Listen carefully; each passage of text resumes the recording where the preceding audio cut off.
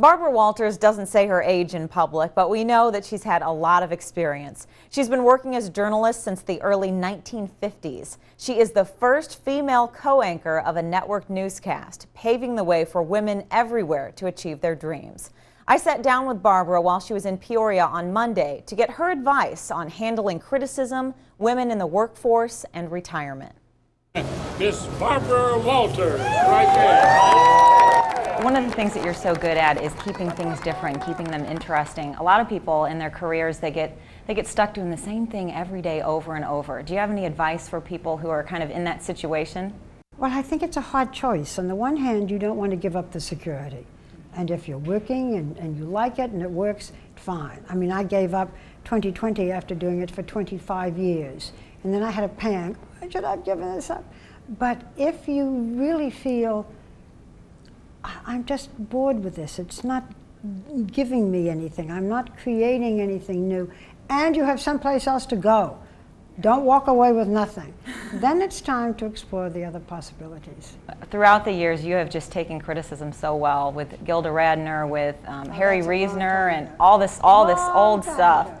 You know, but you just, you know, you took it in stride. I try very hard not to read criticism unless it's something that really helps. And I tell the people who work with me, don't tell me. I don't want to know. And I feel the same way about gossip. I don't want to know. I don't want to hear it.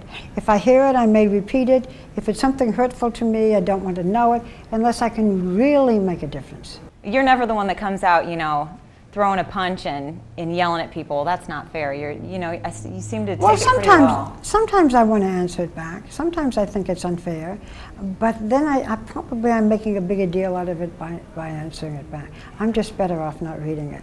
You could have retired a long time ago if you wanted to. How do you feel about retirement? Well, I love what I do. I mean, the View for me is like dessert. I love it, and I'm on 3 days a week, and I can pick my days. So that makes a big difference. And I still like to do the stories that I do for ABC News. What I've done more is just taken more holidays.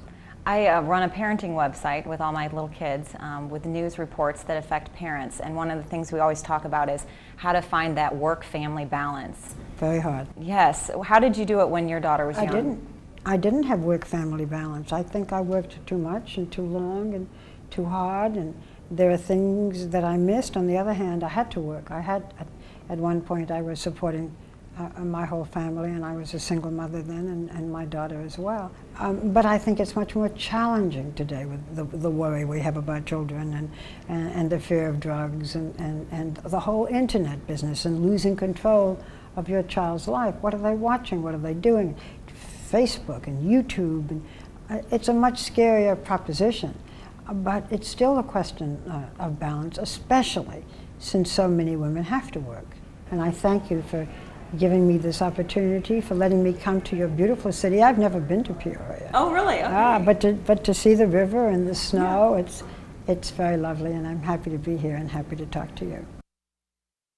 Now, we treated the famous award-winning journalist as a celebrity when she came to town, but she says she normally doesn't have bodyguards, and she still thinks of herself as a reporter, not a celebrity. Welcome back. Peoria was mentioned on national TV today. Television personality Barbara Walters wore a necklace on the show that she received while she was in Peoria on Monday. As many of you know, she was the keynote speaker for the 112th annual George Washington banquet. Barbara, what's that around your neck? It's beautiful. It says the View. I went to Peoria, wonderful city, Peoria, Illinois, and those lovely people gave me this necklace. Yes, very, very fast. She mentioned it. That necklace was made by a local woman. You can find more information about this unique jewelry she makes by going to istillbelieve.com. Now, here's a sneak peek of my one-on-one interview with Barbara Walters. You've interviewed so many famous, influential people. When I say what is your most memorable interview, who's the first person that comes to mind? Well, people ask me that, and it took me a long time. But I think probably President Anwar Sadat of Egypt, because by going to Israel, by signing a peace treaty with Israel, it was a new chapter.